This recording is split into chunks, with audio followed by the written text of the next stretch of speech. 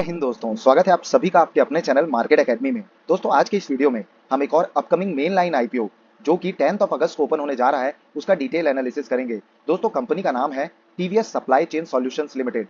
दोस्तों इस कंपनी की जो बाकी डिटेल्स हैं इस आईपीओ से रिलेटेड वो आज ही के दिन रिलीज हुई हैं, जैसे प्राइस बैंड और डेट भी। तो दोस्तों इस कंपनी का डिटेल रिव्यू और एनालिसिस हम इसी वीडियो में करने वाले हैं, जिसमें हम सबसे पहले कंपनी की प्रोफाइल को जानेंगे कि कंपनी का कामकाज क्या है। इसके लिए हम इस वेबसाइट के थ्रू भी विजिट कर कंपनी के कामकाज को समझेंगे, कंपनी की खुद की वेबसाइट को भी विजिट करेंगे और कंपनी के कामकाज को समझेंगे। साथ ही दोस्तों इस आईपीओ से रिलेटेड सारी डिटेल्स को डिस्कस करेंगे, जैसे आईपीओ के टेंटेटिव टाइम टेबल को डिस्कस करेंगे, इसमें आपको कितना अमाउंट लगाना होगा, कितने लॉट के साथ आपको एप्लीकेशन सबमिट करनी होगी, आईपीओ के रिजर्वेशन को समझेंगे कैटेगरी वाइज कि क्यूआईबीज के लिए कितना परसेंट कोटा रिजर्व है, एचएनआईज वहीं रिटेल कैटेगरी के लिए कितना रिजर्व है। साथ ही अब प्रमोटर होल्डिंग को जानेंगे और सबसे जरूरी जो डेटा होता है कंपनी के फाइनेंशियल्स को चेक करना कि कंपनी फाइनेंशियली कितनी स्ट्रांग है, फंडामेंटली कितनी स्ट्रांग या फिर वीक है, इससे जानेंगे।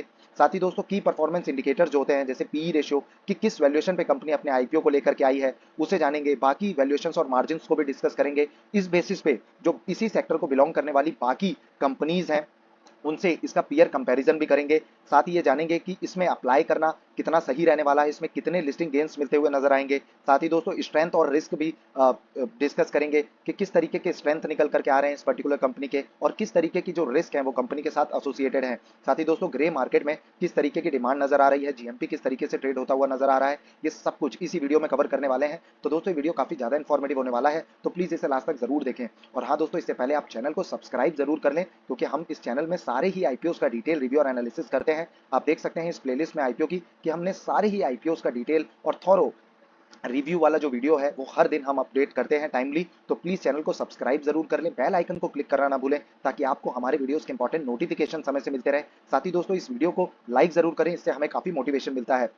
चलिए दोस्तों वीडियो को स्टार्ट करते हैं और सबसे पहले डिस्कस करते हैं कंपनी प्रोफाइल को कि आखिर ये कंपनी काम क्या करती है। So friend, TVS supply chain solutions provide supply chain management services for international organisations, government departments and large and medium size business. तो दोस्तों मेनली कंपनी का काम है जो लॉजिस्टिक रिलेटेड सॉल्यूशंस होते हैं, जो कि बड़े ऑर्गेनाइजेशंस या फिर गवर्नमेंट और जो बड़ी जो मीडियम एंड लार्ज जो साइज बिजनेस होते हैं उनको जो लॉजिस्टिक्स, जो अपना प्रोडक्ट को एक जगह से दूसरे जगह ट्रांसपोर्ट करने के लिए जो लॉजिस्टिक्स की जरूरत पड़ती है उसमें जो सॉल्यूशंस की रिक्वायरमेंट होती है कि किस तरीके से उसको ट्रांसपोर्ट करवाना ज़्यादा बेनिफिशियरी रहेगा, वो सॉल्यूशंस प्रोवाइड ये कंपनी कराती है। अब मेनली ये दो सेगमेंट्स में ऑपरेट करती है। पहला है दोस्तों इंटीग्रेटेड सप्लाई चेन सॉल्यूशंस और दूसरा है नेटवर्क सॉल्यूशंस। अब दोस्तों इंटीग्रेटेड जो सप्लाई चेन सॉल्यूशन है वो इंक्लूड करता है sourcing and procurement, integrated transportation, logistics, operation centers, in-plant logistic operations, finished goods, after-market fulfillment, supply chain consulting। वहीं दोस्तों जो दूसरा है नेटवर्क सॉल्यूशन जिसे एनएस सेगमेंट कहते हैं, ये इंक्लूड करता है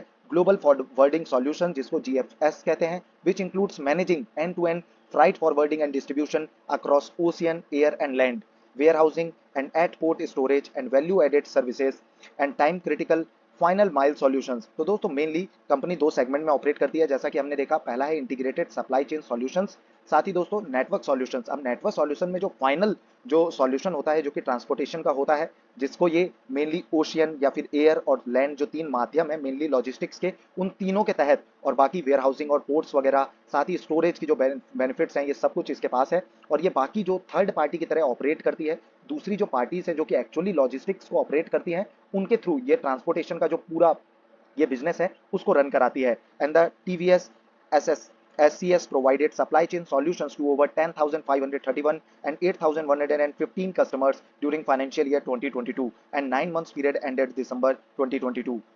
तो दोस्तों काफी सारे क्लाइंट्स को ऑलरेडी कंपनी कैटर करते आ रही है, जो कि काफी पॉजिटिव पॉइंट है। And the company client list include companies in automotive, defence, engineering, FMCG, rail, FMCG, utilities, e commerce and health care industries namely Soni India private limited. तो दोस्तों सबसे अच्छा और पॉजिटिव जो पॉइंट इस कंपनी के लिए निकल करके आ रहा है ये ऐसा है कि ये काफी सारे सेक्टर्स को एक तरीके से कैटर करती है। आप देख सकते हैं कि ऑटोमोटिव सेक्टर्स हो गया, डिफेंस सेक्टर हो गया, इंजीनियरिंग, एफएमसीजी सेक्टर हो गया। तो जब इतने सारे सेक्टर्स को कोई कंपनी कैटर करती है, तो मान लीजिए कि किसी एक पर्टिकुलर सेक्टर में कोई दिक्कत भी आ रही है, तो जो इसकी ऑर्डर बुक होती है उसमें बहुत ज़्यादा अफेक्ट आपको देखने को नहीं मिलेगा, प्रॉफिटेबिलिटी में बहुत ज़्यादा अफेक्ट देखने को आपको नहीं मिलेगा। तो ये काफ़ी पॉजिटिव पॉइंट है और काफ़ी सारे बड़े और रेपुटेड जो क्लाइंट्स हैं वो ऑलरेडी क्लाइंट लिस्ट में इसके शामिल हैं। जैसे आप देख सकते हैं कि सोनी इंडिया प्राइवेट लिमिटेड है, हुंडई मोटर्स है, जॉनसन कंट्रोल है, हिटाची एयर कंडीशनिंग इंडिया है, अशोक लेलैंड है, टीवीएस मोटर है, ऐसे दोस्तों आप देख सकते हैं कि हीरो मोटोकॉम है। तो दोस्तों काफ़ी बड़े और रेपुटेड क्लाइंट्स कंपनी के क्लाइंट बुक में ऑलरेडी शामिल हैं, जो कि काफ़ी पॉजिटिव पॉइंट नज़र आ रहा है। वहीं दोस्तों अगर कंपनी की वेबसाइट की बात करें तो कुछ इस तरीके की कंपनी की वेबसाइट निकल करके आती है, जिसमें आप देख सकते हैं कि most trusted supply chain specialist.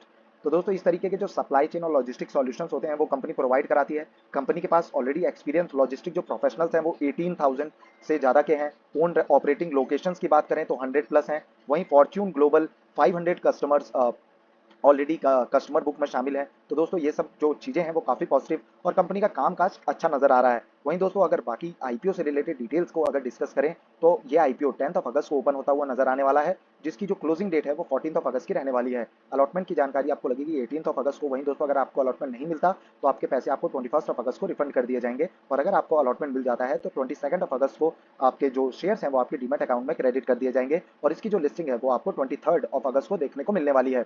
वहीं दोस्तों ₹1 पर शेयर की फेस वैल्यू डिसाइड की गई है, और प्राइस की अगर बात करें तो 187 टू 197 पर शेयर का प्राइस बैंड डिसाइड किया गया है। लॉट साइज 76 शेयर्स का है। वहीं दोस्तों ये जो इशू है ये फ्रेश इशू और ऑफर फॉर सेल इसमें दोनों है। तो टोटल इशू ये 880 करोड़ का है, जिसमें 600 करोड़ का फ्रेश इशू है और 220 करोड़ का ऑफर फॉर सेल रहने वाला है। वहीं दोस्तों इशू टाइप की अगर हम बात करें तो बुक बिल्ड इशू आईपीओ रहने वाला है, जिसकी लिस्टिंग आपको बीएसई और एनएसई दोनों में ही देखने को मिलने वाली है। आईपीओ के रिजर्वेशन की बात करें तो 75% का जो कोटा है वो क्यूआईबीज के लिए रिजर्व किया गया है, एचएनआईज के लिए 15% का कोटा रिजर्व है। वहीं दोस्तों रिटेल कैटेगरी के लिए 10% का कोटा रिजर्व किया गया है। अब दोस्तों अगर आप रिटेल कैटेगरी से मिनिमम एक लॉट यानी 76 शेयर्स के लिए एप्लीकेशन लगाना चाहते हैं इस पर्टिकुलर इशू में, तो जो अमाउंट आपको लगेगा वो है 14,972 रुपीज का।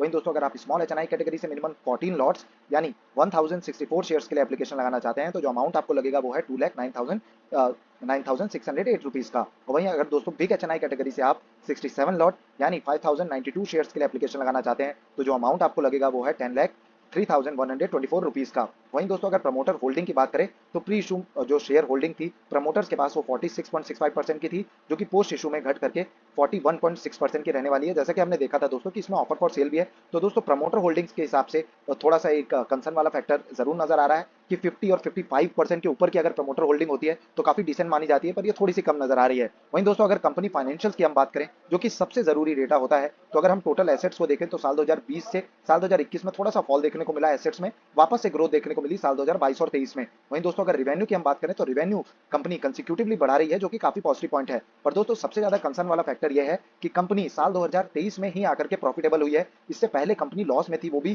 थोड़ा मोड़ा नहीं, काफी ज्यादा लॉस में कंपनी थी। 248 करोड़ का लॉस था साल 2020 में, 76 करोड़ का था साल 2021 में, साल 2022 में 45 करोड़ का था। अभी कंपनी प्रॉफिटेबल हुई है। तो दोस्तों एक टर्न अराउंड स्टोरी ये जरूर हो सकती है, पर ऐसी जो बैट होती है वो काफी रिस्की हो सकती हैं। और दोस्तों वहीं अगर नेटवर्क की बात की जाए तो नेटवर्क लगातार बढ़ती हुई नजर आ रही है, रिजर्व एंड सरप्लस बढ़ते हुए नजर आ रहे हैं। टोटल बोरोइंग थोड़ी सी कंपनी ने कम की थी साल 2020 से साल 2021 में, वापस से ये बढ़ती हुई नजर आ रही है। तो दोस्तों डेट कंपनी के पास काफी ज्यादा है, प्रॉफिटेबल कंपनी साल 2023 में ही हुई है। तो दोस्तों एक थोड़ा सा ये कंसर्न वाला फैक्टर जरूर रहने वाला है। तो बहुत ज्यादा आप कह सकते हैं कि फंडामेंटली स्ट्रॉन्ग कंपनी तो ये नहीं है। वहीं दोस्तों अगर ऑब्जेक्ट्स ऑफ द इशू को डिस्कस कर लेते हैं तो जो कंपनी ने पॉइंट दिए हैं उसमें है प्री पेमेंट और रीपेमेंट ऑफ ऑल और अ portion of certain outstanding borrowings availed by the company and subsidiaries. तो दोस्तों कंपनी का ये काफी पॉजिटिव पॉइंट लगा कि कंपनी जो फ्रेश इशू लेकर के आई है 600 करोड़ का, उसका जो कुछ पैसा है वो प्री पेमेंट और रीपेमेंट में लगाने वाली है लोन में, क्योंकि दोस्तों ऑलरेडी कंपनी के पास जो डेट और बोरोइंग है वो काफी ज्यादा है। एंड सेकंड पॉइंट जो कंपनी का है वो है जनरल कॉर्पोरेट पर्पसेस। तो दोस्तों अब चलते हैं और सबसे पहले जान लेते हैं कंपनी के वैल्यूएशंस और मार्जिन्स को। तो दोस्तों अर्निंग पर शेयर 1.02 का है, पी रेशियो 183 टू 193 का है। तो इस हिसाब से आप देख सकते हैं कि काफी ओवर वैल्यूड ये नजर आ रहा है, पर इसको और डिटेल में अगर चेक करना है तो हमें पीयर कंपैरिजन करना होगा। तो दोस्तों इस सेक्टर को बिलोंग करने वाली जो लॉजिस्टिक सेक्टर है उसमें आप देख सकते हैं कि तीन और कंपनी ऑलरेडी मार्केट में लिस्टेड है। पहली है टीसीआई एक्सप्रेस लिमिटेड, सेकंड है महिंद्रा लॉजिस्टिक लिमिटेड, थर्ड है ब्लू डार्ट एक्सप्रेस लिमिटेड। तो दोस्तों इनके जो पीई रेशियो है वो 67, 123 और 154 के अराउंड ट्रेड हो रहे हैं। तो काफी हाई वैल्यूएशन पे ऑलरेडी ये सारे भी ट्रेड हो रहे हैं, पर इस हिसाब से भी 183 से 193 का जो वैल्यूएशन ये कंपनी ऑफर कर रही है, ये काफी ज्यादा हाई वैल्यूएशन पे अपने आईपीओ को लेकर के आई है, इस प्रकार का नजर आ रहा है। तो बहुत ज्यादा लिस्टिंग गेन्स के लिए जो मार्जिन है वो कंपनी ने अपने वैल्यूएशन वाइज नहीं छोड़ा है। वहीं दोस्तों अगर रिटर्न ऑन नेटवर्थ की बात करें तो 5.50 का निकल करके आ रहा है, नेव 18.89 का है, आरओसी कंपनी 7.64 का ऑफर करती है, एबिटा भी 6.68 का है, डेट टू इक्विटी काफी ज्यादा है 1.61 का है। तो दोस्तों देख सकते हैं कि वैल्यूएशंस और मार्जिन्स के आधार पर भी बहुत अच्छी फंडामेंटली फाइनेंशियली और साथ ही वैल्यूएशंस भी काफी अट्रैक्टिव तो नजर नहीं आ रहे। तो ये काफी कंसर्न वाला फैक्टर रहने वाला है। वहीं दोस्तों स्ट्रेंथ और रिस्क को भी डिस्कस कर लेते हैं। तो स्ट्रेंथ में जो पॉइंट्स हैं वो है critical scale in fast growing and fragmented third-party logistic market in India, leaders in end-to-end solutions enabled by domain expertise, global network and knowledge base, robust in-house technology differentiation, resilient business model with multiple drivers of profitable growth. तो दोस्तों इस तरीके के कुछ strength निकल करके आ रहे हैं, पर इसके साथ काफी सारे रिस्क भी जुड़े हुए हैं। अब दोस्तों क्योंकि एक थर्ड पार्टी की तरह ऑपरेट करती है, डायरेक्टली लॉजिस्टिक में जो फायदा है वो कंपनी को नहीं मिलता। लॉजिस्टिक्स का जो सॉल्यूशंस है ये प्रोवाइड कराती है, तो थर्ड पार्टी जो होती है उसके पास हमेशा से एक रिस्क एसोसिएटेड होता है, क्योंकि अगर कंपनी चाहे तो डायरेक्टली भी जो ट्रांसपोर्टेशन और लॉजिस्टिक्स जो बिजनेस है उनको अप्रोच कर सकती है। तो दोस्तों इस तरीके के काफी सारे रिस्क कंपनी के साथ ऑलरेडी एसोसिएटेड है। आप देख सकते हैं कि जो पहला पॉइंट है वो है अनरिलायबल और unsatisfactory services provided by network partners and third party parties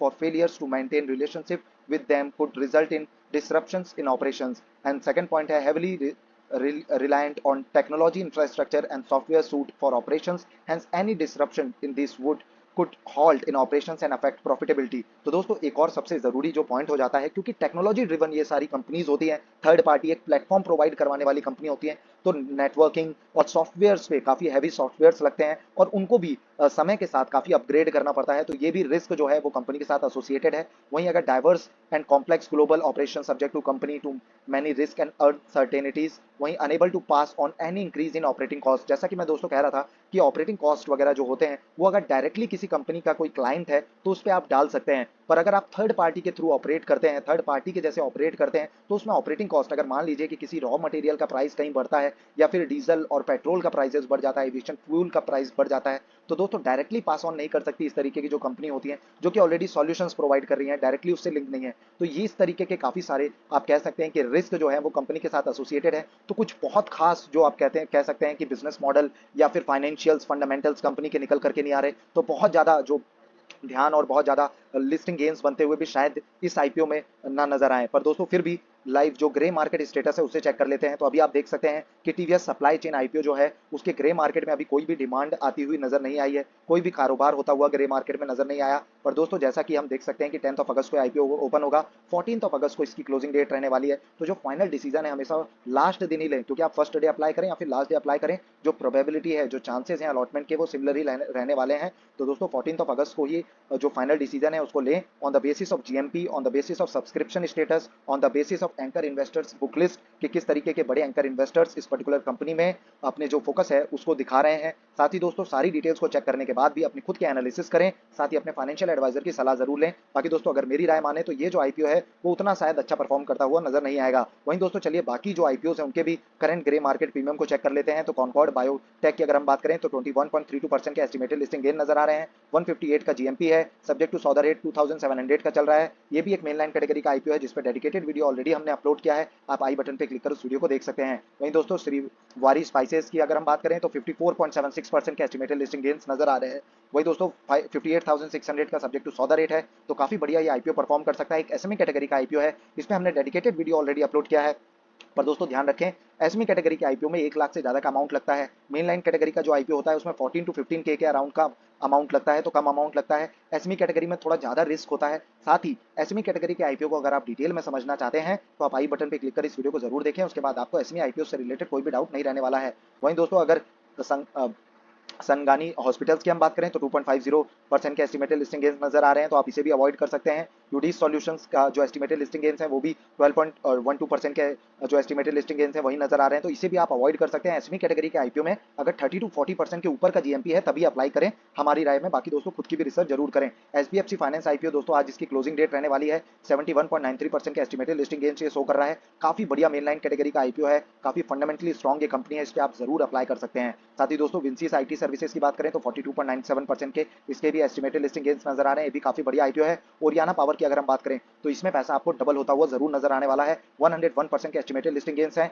1,22,400 rupees का जो सब्जेक्ट टू सौदा रेट है वो चल रहा है। तो दोस्तों 1,22,000 से ज्यादा का जो प्रॉफिट है वो लिस्टिंग डे पर ही आपको बनता हुआ नजर आने वाला है। तो दोस्तों कुछ इस तरीके का ग्रे मार्केट प्रीमियम सारे ही आईपीओस का चल रहा था। बाकी दोस्तों हम सारे ही आईपीओस का डिटेल रिव्यू और एनालिसिस इसी चैनल में करते हैं, तो प्लीज आप जरूर चैनल को सब्सक्राइब करें। साथ ही दोस्तों सिर्फ इतना ही नहीं, हम जो फाइनेंशियली जो बुक्स होती हैं फाइनेंशियल रिलेटेड उन सभी पे समरी डालते हैं, daily market stock market update देते हैं, ऑप्शन ट्रेडिंग रिलेटेड अपडेट्स देते हैं, निफ्टी वीकली व्यू बताते हैं, आईपीओ के एनालिसिस तो हम हर दिन अपडेट आपको करवाते ही हैं, साथ ही sector wise analysis, technical analysis, fundamental analysis, mutual fund की, साथ ही अगर आप स्टॉक मार्केट में बिल्कुल नए हैं, टर्मिनोलॉजी समझना चाहते हैं, स्टॉक मार्केट को डिटेल में समझना चाहते हैं बिल्कुल ही बेसिक से, तो आप इस प्लेलिस्ट को जरूर चेकआउट कर सकते हैं। साथ ही दोस्तों अगर ये वीडियो आपको इन्फॉर्मेटिव लगा हो तो प्लीज वीडियो को लाइक जरूर करें, चैनल को सब्सक्राइब जरूर करें और बेल आइकन को क्लिक करना ना भूलें, ताकि आपको हमारे वीडियोस के इंपॉर्टेंट नोटिफिकेशन समय से मिलते रहें। साथ ही दोस्तों फाइनली जो फाइनल डिसीजन है मेरा टीवीएस सप्लाई चेन आईपीओ पे, ये ऐसा है कि इसे अवॉइड करना चाहिए, पर फिर भी लास्ट दिन तक जरूर वेट करें।